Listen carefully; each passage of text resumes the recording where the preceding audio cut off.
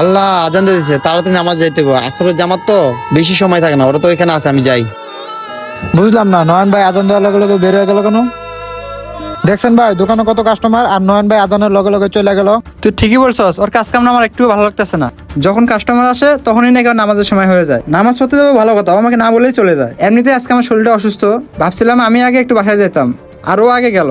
কি ভাই কতক্ষণ ধরে বসে আছি, মোরগ পোলাও দেন না? আরে ভাই দেখতেছেন না কর্মচারীরা কি শুরু করে দিছে। কর্মচারী রেখে আমার কোনো লাভ হচ্ছে না ভাই। ভাবতেছি ওরা আর এই বিরিয়ানি হাউসে রাখুন না, ও কাস্টমারকে ঠিক মতো সার্ভিস দিতে পারে না। তাই ভাবছি এই নান্না বিরিয়ানি হাউস থেকে ওকে বের করে দেবো। ধরো মিয়া, কতক্ষণ ধরে খাড়া রয়েছি, 5 প্যাকেট বিরিয়ানি নিমো। আপনারা বিরিয়ানি না দিয়া গল্প করতেছেন, আপনাদের বিরিয়ানি হাউস আর কখন আসবো না? আরে কাস্টমারটা দিয়ে চলে গেল। দেখছেন ভাই লোকটা চলে গেল, 5 প্যাকেট বিরিয়ানি নিত, আর নয়ন ভাই এগুলো বিক্রি না করে নামাজ পড়তে গেছে। তাহলে 10 টাকার নয়ন ভাই যদি থাকতো তাহলে 5 প্যাকেট বিরিয়ানি দিতে পারতো না? হরে আরিফ, তুই তো ঠিকই বলছো, ওর জন্য তো 5 প্যাকেট বিরিয়ানি